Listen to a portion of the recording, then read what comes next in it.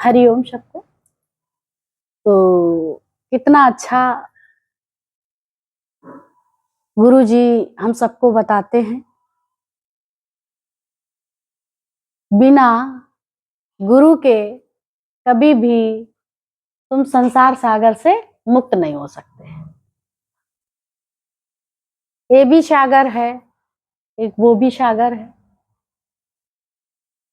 तो इस सागर से मुक्ति कैसे पाना है, उसके विषय में तत्वज्ञानी हम सबको समझाता है। समझ और रमज तत्वज्ञानी के पास है। वही ज्ञान जब हमारा अपना ज्ञान हो जाता है तो हम मुक्त हो जाते हैं। गुरु का ज्ञान जब अपने अनुभव में आ जाता है, फिर वो अपना आप मुक्ति का दर्शन करता है, जीते जागते। आज सब जीते जागते हैं, बैठे और मुक्त कर दिया। पहले हम ये समझते थे शरीर अलग करना जब मृत्यु होती है तब मुक्त होता, कि चलो इतना परेशान था, इतनी हारी बीमारी तकलीफ थी, अब ये मुक्त है, चलो मुक्त हो गया, कहते थे कि नहीं। आज समझ में आ गया, जीते जी की मुक्ति ब्रह्मज्ञानी कराता है। वो विचारों से मुक्त। वो संसार में जब मृत्यु हो गई तो शरीर से मुक्ति दिखती है पर मुक्त नहीं है, है मुक्त नहीं है। और जब तुम गुरु दर पे रोज बैठते हो तो एक एक विचार तुम्हारे अंदर से हट जाता है, मन से हट जाता है, सांसारिक विचार। तो आप मुक्ति फील करते हैं, मैं मुक्त हूं, मैं बंधन में नहीं हूं, मैं निर्बंध हूं। आत्मा कभी बंधन में नहीं आती, वो स्वतंत्रता आपको मिलती है। बाहर की स्वतंत्रता कभी लेना नहीं। आज हम गुरु से स्वतंत्रता अगर ले लेते तो इतना आनंद नहीं आता। तो ऐसे ही हम सबको संसार में ये शरीर मिला है, ये गाड़ी मिली है, और इसके साथ में जो भी कर्म प्राणी हैं उनके ही साथ हम सबको बड़े आनंद पूर्वक जीवन को व्यतीत करने की कला अब हम सबके पास है। गुरु की कही हुई हर बात सबके अंदर है तो अपने आप शांति आ जाएगी। मुक्त हो गए, अब ना घर है ना बर है, कुछ भी नहीं, तुम्हारी गृहस्थी भी नहीं है। आज महसूस करते हो बच्चे के कुछ होता है, बच्चा खेलता है, खाता है, सब कुछ मिलता है, उसकी आवश्यकताओं की पढ़ाई लिखाई सब कराते हैं, पर उसे चिंता नहीं होती। तो ऐसे गुरुवान जब हम हो जाते हैं तो हमें भी किसी बात की चिंता नहीं होनी चाहिए।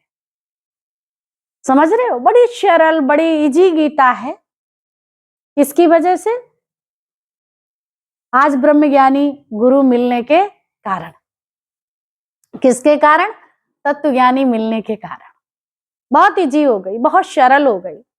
ज्ञान भी ये गीता का बड़ा सहज हो गया, घरेलू भाषा में हम सबको दिया। इसके लिए कोई भी पढ़ाई लिखाई की आवश्यकता नहीं है कि भगवान प्राप्ति के लिए शिक्षा की भी आवश्यकता है, सांसारिक शिक्षा की भी आवश्यकता है, कोई आवश्यकता नहीं। जिसके पास ये ब्रह्म विद्या है, और ये ब्रह्म विद्या सब विद्याओं की जननी है, जननी। आज कैसे गुरु जनक बन के हमारे जीवन में आया, पिता बन के आज हम सबका कल्याण कर रहा है। उन्हीं की बदौलत आज हम सब खुश बैठे। कैसे ग्रस्त से हमको हटा के रोज अभ्यास अपने आप का कराता है, आत्मा का अभ्यास।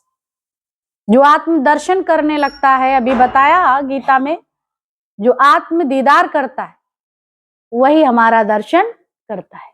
भगवान कृष्ण ने गीता में बोला, जो आत्मा का दर्शन करता है वही मुझे सारी सृष्टि में देख सकता है। जिसने आत्मा का दर्शन नहीं किया और सबका दर्शन किया तो कुछ भी नहीं किया।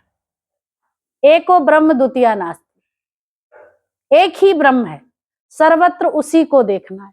ये हम सब अभ्यास के लिए बैठते हैं। पर निश्चय जब आत्माकार ही है सर्वत्र, तो फिर अभ्यास की आवश्यकता नहीं है। अभ्यास जब तक है जब तक अज्ञान है, और जब अज्ञान समाप्त है तो अभ्यास खत्म है।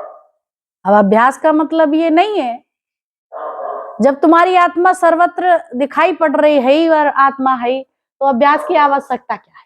कुछ नहीं है, कोई प्रयोजन नहीं। और जब आत्मनिश्चय है, जो आत्मज्ञानी है, उसके कार्य निस्संदेह संपूर्ण है, आपे आप, ना वो करता है ना वो अकर्ता है, वो द्वंद्वी जोड़ों से ऊपर है, कुछ करने वाला नहीं है और सब कुछ करने वाला है। ऐसे ही तुम्हारे जीवन में भगवान सब कार्य करके A to Z, आदि और अंत तक सब कार्य करके वो ब्रह्म है, किसी में लेपायमान नहीं है। ऐसे ही तुम अपने जीव भाव से ऊपर उठो, दया अध्यास से ऊपर उठो, और आत्म भाव में आकर तुम अपने इस बनाए हुए प्रभु को, आत्म तत्व को, अपने आप को ध्यान में रखते हुए देखो, वर्ल्ड में तुम भी कुछ करने वाले नहीं है, और ना करने वाले भी नहीं है, और ना करने वाले कि मैं करता हूं मैं नहीं करता हूं। जब आत्मनिश्चय है तो करता हूं या नहीं करता हूं ये शब्द तिलांजलि हो गए, नहीं रहा। क्योंकि सूरज रोशनी देता है, प्रकाश दे रहा है, नहीं कह रहा मैं तुम्हें प्रकाश देता, और जबकि प्रकाश दे रहा है, नहीं कहता मैं देता हूं मैं नहीं देता। ऐसे ही आत्मज्ञानी तत्वज्ञानी भी नहीं कहते मैं दे रहा हूं मैं नहीं दूंगा, मैं ही दूंगा, कुछ नहीं कहते। कहते हैं ऐसे ही तुम्हारे भी जीवन में हो जाए, देहाभिमान खत्म हो जाए। और जब देहाभिमान खत्म हो जाएगा, कैसे भी लोग तुम्हारे साथ चलते हैं, वो उनका काम है। तुम आत्माकार जब हो गए तो ये सब बात अपने आप प्रेम हो ही जाता है। प्रेम किया नहीं जाता, नहीं कह सकते कि देखो मेरे साथ ये व्यक्ति इतना उल्टा चला है और मैं इसे माफ कर दिया। मैं तुम माफ करने वाले कौन होते हैं? तुम आत्म स्वरूप हो गए, प्रकाश स्वरूप हो गए, हर जगह प्रभु का दीदार करते हैं, तो अपने आप कोई कैसे भी चले लेकिन आपको प्रीत हो ही जाती है, स्वतः ही अंदर सरल भाव आ जाता है, जटिल नहीं रहता। अब बीती हुई बातों को हम नहीं आगे रखते, जब निश्चय में आ गया तो नहीं रखोगे, और निश्चय में नहीं तो बीती हुई बातों को लेके फिर दोस्ती और दुश्मनी तुम्हारे अंदर आएगी कि नहीं? अभी नया साल चल रहा है, इसमें सब अंदर से बैर विरोध खत्म करना, ना कोई वैरी मीत बेगाना, कोई वैरी नहीं है, कोई मीत नहीं है, कोई बेगाना नहीं, मैं ही तो हूं। ये भाव हमारा अंत तक रहे, इसके लिए 2025 जो ये चल रहा है इसमें अपनी सफा करते जाओ। पता नहीं अंतिम क्षण कौन दिन है, ये शरीर ये गाड़ी कब बोला अदृश्य हो जाए कोई पता है? और इस गाड़ी से हो सके तो अपना जिस कार्य के लिए आए वो पूरा कार्य कर लो। सबको ये अपना कार्य करना है, किसी की थिगड़ी और पगड़ी, अगल बगल में वेशभूषा, रहन सहन कुछ नहीं सीखना। सब अंदर से जो गुरु तुम्हारे डालता जा रहा उसकी सीख पे चलते जाना, और चलते जाना। जहां जो चीज फिट होती है नट बोल्ट वहां फिट कर दो, फिर कोई गड़बड़ी नहीं रहती है। ऐसे छोटे छोटे पॉइंट गुरु हमको पकड़ा देता है, और जब पकड़ा देता है तो वहां कोई भी गड़बड़ी नहीं रहती है। तो तुम्हें सेटिंग करनी आ गई, तुमने उससे ट्रेनिंग ली है, अनट्रेंड नहीं हो। तत्वज्ञानी के संग में रह के साथ में रह के ये ट्रेनिंग लिए है, अनट्रेंड नहीं है। तो ट्रेनिंग जो लेने वाला है वो बहुत सुजागी से अपने को चेक करे और सही ढंग से तालमेल बिठाए। आत्मा पश्यंती आत्मा, उधर भी आत्मा इधर भी आत्मा, तो झगड़ा कैसा? आत्मा भी देख रहे हैं और झगड़े भी हैं, पार्टियां भी हैं, जातिवादी भी है, सब कुछ है, हर चीज पड़ी है। तो यहां बैठ के भी हम उस ज्ञान के पात्र नहीं है। सुपात्र और कुपात्र की पहचान हम अपनी अपनी कर सकते हैं, इस ज्ञान के द्वारा कर सकते हैं। योग्यता,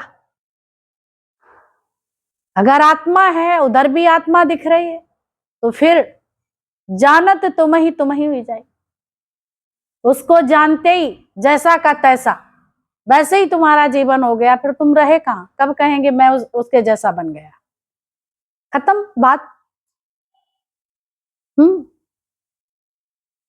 बेटा बाप जैसा हो, कैसा हो? हाँ, अगर बाप जैसा नहीं है तो मूत का मूत है। जैसे इस संसार में आया वैसे ही चला गया है, गंदे कचड़े से निकला वैसे ही के वैसे ही चला गया, फिर जन्मेगा मरेगा। इतनी सुंदर गाली दी है गुरु ने कि तुम्हारी किसी तरह से समझ में आए। मैं जैसा आया वैसे ही चला गया। सारी दुनिया उसी में चल ही रही थी, लेकिन तुम्हें इतना सुंदर गुरु मिला, इतना अच्छा मिला,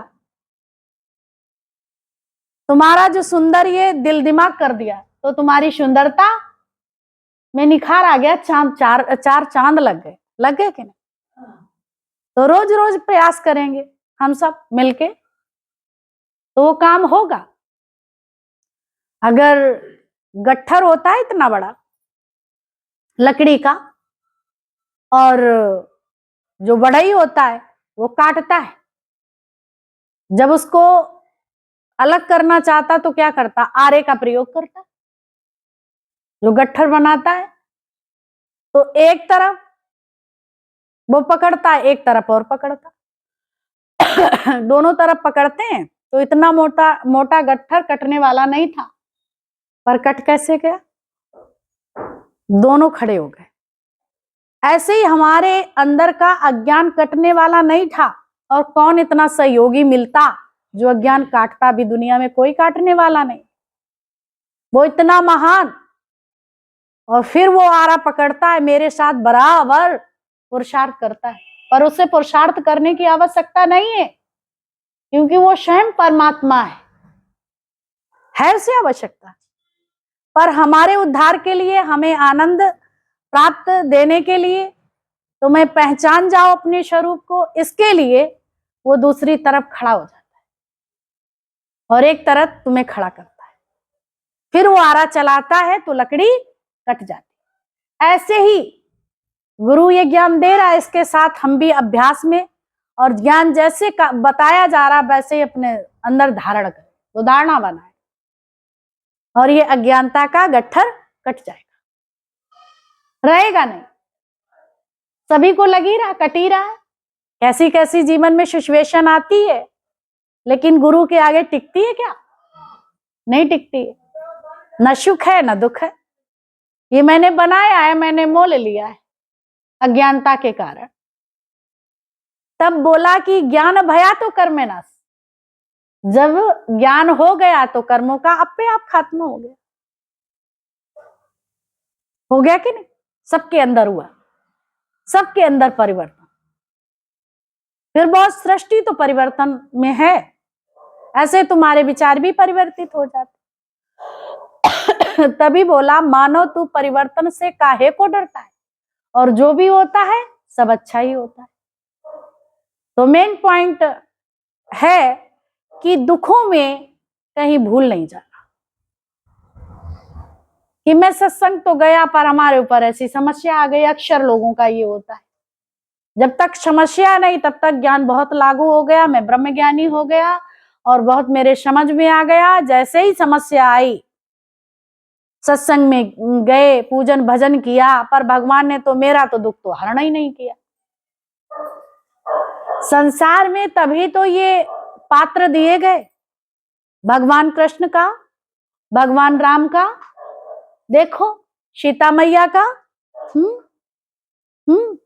पार्वती का, इनका सबका दिया गया कि उनके साथ भी ऐसा हुआ। जब भी त्रुटियां हुई तो उनसे भी हुआ। फिर लोगों ने समाज में अगर सजा दी संसार में, तो उन्होंने कैसे उनका सामना किया, कैसे सामना किया, वैसे तो हम सब भी सामना करना सीखें, क्योंकि ये ड्रामा है और ड्रामे में रोते नहीं। तमाशा तुझ में होता है, तमाशे में क्यों रोता है? तमाशा इसमें हो रहा है, तुझ में ये तमाशा हो रहा, पर तमाशे में रोना नहीं है। लेकिन हम तमाशे में रोने लगते हैं, क्योंकि हम उसको सच मानते हैं। तब तमाशे को हम क्या करते हैं? सच, नाटक को सच करके देखते हैं, इसलिए हम रोते हैं। एक दृष्टांत बहुत मुंशी प्रेमचंद का आता है। तो नाटक बनाया उन्होंने, इतना अच्छा नाटक एक लड़के को सिखाया, और उस नाटक एक लड़की और एक लड़का, युवती और युवक, और रंगमंच पे उन्हें प्रस्तुत किया। अब जब उन्होंने नाटक किया तो सेम रियल लग रहा था, और जो नाटक तैयार करने वाले वो मुंशी प्रेमचंद, उनको लगा नाटक जब प्रस्तुत किया बड़ी खुशी खुशी, वो भूल गए अपने आप को, नाटक को भूल गए, रियल में आ गए। वही कार्य तुम ही करते हो, तुम ही भूल जाते हो। ये बड़ी समस्या है जीवन में। तुम ही रचनाकार और तुम ही भूल जाओ।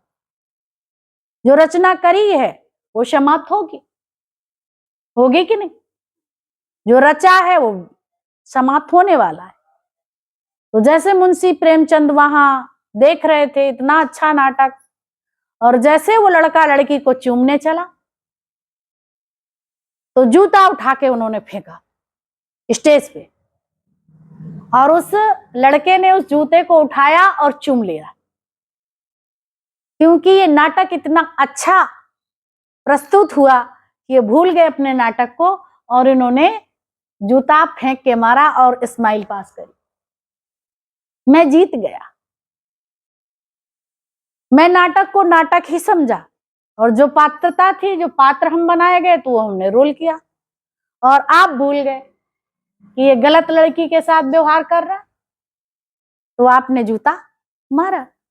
वो समझ गए मुंशी प्रेमचंद कि मुझसे मिस्टेक हो गई। बहुत अच्छा, उसको बहुत पुरस्कार लड़के को मिले, और मुंशी प्रेमचंद ने भी उसकी बहुत तारीफ करी। गुरु ही तुम्हें बताता है, तू आत्मा है, मान न मान तू है भगवान, तू भगवान है। अगर तुमसे वो देह ध्यास की बात कर दे तो तुम उससे कह सकते हो, कह सकते हो ईमानदारी से। जब तुम ईमानदारी से चलते हैं तब कह सकते हैं। अगर आप वफादारी से नहीं चल रहे हैं और आप कहना चाह रहे हैं तो अपनी जबान बंद कर लेना, याद रखना, याद रखना। तो बहुत अच्छी बात हमेशा गुरु बताता। मैं चाहता हूं कि मेरा बच्चा मेरी मिस्टेक्स बताए, लेकिन बता वही सकता है जो पूरी तरह से समर्पण है। ये सारी चीजें हैं, नहीं तो तुम बाचाल बन जाएंगे, अपनी कमियां देखेंगे नहीं, और जहां से उद्धार होना वहां भी तुम कमी देके भाग जाएंगे, बता के कमी है ऐसी बात। कभी सारी सीढ़ियां तुम चढ़ लेते हैं इस ज्ञान में आके, इतनी योग्यता होती है, और जैसी लास्ट वाली सीढ़ी आती है, मुझे तो सब वहां क्या जाएंगे, रोज रोज वही बात तो मुझे निश्चय में आ गया क्या, तुम घर में बैठ जाते है ना। अभी भैया यहाँ बैठते हैं, बहुत उनका अच्छा उन्होंने ज्ञान उठाया, लेकिन शायद महीना 15 दिन होते जा रहे, बिल्कुल निकलने का नाम ही नहीं कर रहे, और ऐसे ही ऐसे उनको पता नहीं चलेगा, अंदर सारी गंदगी चली जाएगी। घर में रोज तुम झाड़ू पोछा सफाई ना करो तो करुणा होती है, गुरु बुलाने जाता है। लोगों को क्या लगता है, अरे वो बुलाने आया इसलिए कि हम जाते नहीं और बुलाने गए इसके लिए, तो उसको कुछ बहाने बनाएंगे, कुछ बहाने। इसमें तुम्हारी घटोत्तरी हो रही है। बुलाने आए कि वहां चलें तो उनको जरूरत है कि भीड़ हो। ब्रह्मज्ञानी को भीड़ वगैरह की जरूरत नहीं है, वो शेर है, शेर कभी झुंड में नहीं चलता। भगवान को कोई आवश्यकता नहीं तुमको अपनी बात हम बताएं कि मैं कौन हूं और तुम कौन, जो मैं हूं सो तू है, बस बताता इसलिए। तुम रो रहे गिड़गिड़ा रहे भिखारी हो तो राजा, कटोरा लेके खड़े हो भीख मांग रहे हो तो गुरु वो कटोरा छुड़वा देता है। तू कुल्हाड़ी ले, तू पुरुषार्थी है, तू कटोरा लेके मत घूम, तू राजा का बेटा है, तू राजकुमार है। क्यों अपने को निर्धन समझता है, क्यों दीनहीन समझता है, क्यों कटोरा लेके खड़ा है? यानी एक दूसरे से मांगता रहता है, कोई मेरा साथ दे, कोई मेरा सहयोग करे, कोई ऐसे करे, कोई वैसे करे, कोई सम्मान करे। कितनी बातें हैं। गुरु कहता शिवोहम की गर्जना करो, मैं ना करो। बोला बकरी को ही जाती है, मैं करती है तो को ही जाती है। शरीर की मैं करते हैं तो कोहे तो जा रहे। गुरु इन सब बातों से तुम्हें आजाद करा देता है, तुम्हारा दुखड़ा खत्म हो जाता, तुम देह ध्यास से अलग हट जाते। तो धीरे धीरे इतनी लापरवाही नहीं, अब कम से कम सप्ताह में एक दिन आ जाओ, नहीं सब दिन आ पा रहे हो, कोई शरीर में तकलीफ है किसी न किसी तरह से आ जाओ, तो कम से कम बीच की गैप है, गड़बड़ हुई तो समझ में आएगा।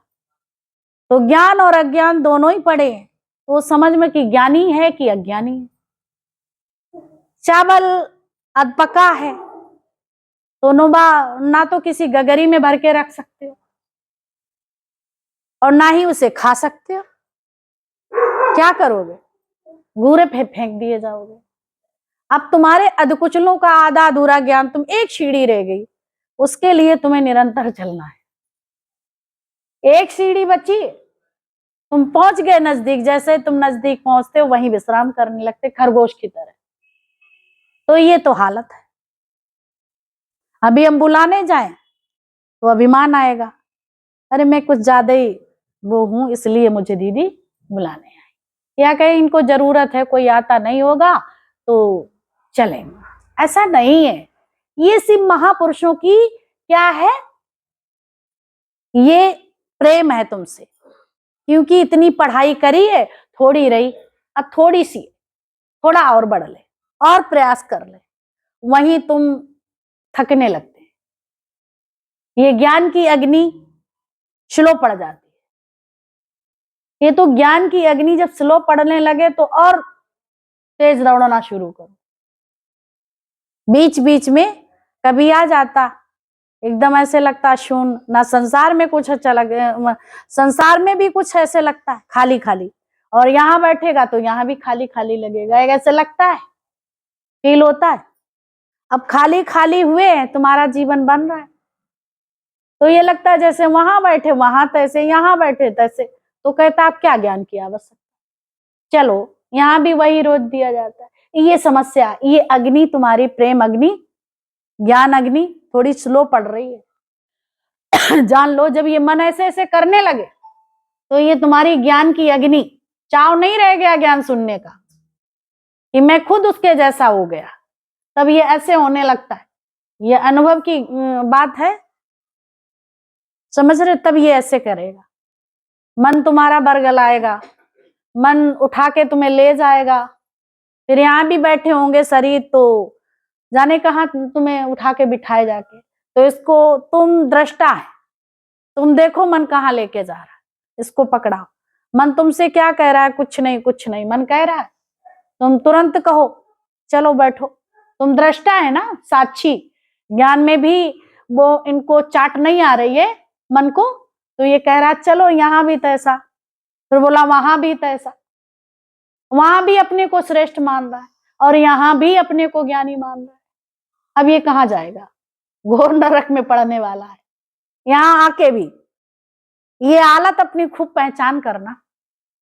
जब जब, तभी तो गुरु जी कहते हैं, जब तुम्हारे अंदर अग्नि ज्ञान की स्लो पड़ने लगे, तब तुम्हें और प्रीत बढ़ानी है, और भजन गुनगुनाना है ना, और बैरागी बनना है। अंदर में वैराग्य के भजन बोलो, प्रेम के भजन बोलो। जब ये स्लो ज्ञान अग्नि, तब प्रेम के भजन ज्यादा बोलो, क्योंकि वैराग्य जैसा तो हो ही गया तुम्हें। तुम यहां बैठे तैसे, वहां बैठे तैसे। अब तुम्हें प्रेम के भजन बोलने। प्रेम जगत का सार, और कुछ सार नहीं, मन कर ले प्रभु जी से प्यार, और कुछ प्यार नहीं। और जब तुम अकेले अकेले प्रेम के भजन बोलोगे, तो नाभि तक तुम्हारे ये झंकृत होगा। तो हृदय में वैसे भी प्रेम की बोला, अंदर में कहां बैठा है? दिल में बैठा राम रमैया तुझको नजर ना आए, और पाथर मूरत आप बनाई ताको शीस झुकाए। तेरे हृदय में वो परमात्मा, फिर वो झंकृत तुम्हारे ये सत्संग में, ये सातों चक्र जगाने की जरूरत नहीं पड़ती है। ये सहज समाधि है कि बैठ के हम अभी कुंडली शक्ति जागृत करें, तो तुम्हारी यहाँ ज्ञान में तुम इस चीज को जानते नहीं, तो अहम नहीं पनपता। तुम्हारी सारी ज्ञान में, ब्रह्म ज्ञान में कुंडलियां जागृत हो जाती, तुम्हें पता नहीं होता। और तुम्हारा अज्ञान भी कब खत्म होता है तुम्हें पता नहीं चलता। इसलिए नहीं कि मेरा अज्ञान मैंने खत्म किया, नहीं कह सकते। और कब तुम्हारा निश्चय हो गया तुम्हें खुद पता नहीं, कब कौन सा पॉइंट तुम्हारे अंदर गया और काम किया, तो नहीं कह सकते हमने ऐसे किया, हमने ऐसे किया, हमने ऐसे किया। कब किया कब नहीं किया तुम्हें पता ही नहीं। जैसे प्रेम किया नहीं जाता है, हो जाता है। तो तुम आते आते तुम्हारे अंदर अंतःकरण की शुद्धि हो गई। जो पुराने अनर्गल विचार थे कब चले गए, तुमने छोड़े नहीं। ना घर छोड़ा, ना परिवार छोड़ा, ना खाना छोड़ा, ना पीना छोड़ा, ना लोगों को छोड़ा। बस एक प्रेम का सिलसिला जारी हो गया। गुरु प्रीत मोह लागी रे, जो गुरु प्रीत मोह लागी रे। ये गुरु से जब प्रीत, गुरु माना बच्चन, उन बचनों से प्रीत हो गई, तो ये तुम्हें अपने आप विरागी कर देता। ना मैं रागी, ना मैं विरागी, मैं ना रागी हूं ना विरागी। गुरु रे प्रेम रस पागी रे। प्रेम रस क्यों आया? प्रेम रस क्यों आया? क्योंकि प्रेम परमात्मा है। तभी तो भजन गोपियों के उसमें आता है कि प्रेम जगत का सार, और कुछ सार नहीं, मन कर ले प्रभु जी से प्यार, और कुछ प्यार नहीं। तुम सबसे दिल लगा के बैठे हो, वो किसी काम का नहीं है। तुम प्रीत कर लो अपने स्वरूप से, उस घनश्याम से, उस परमात्मा से,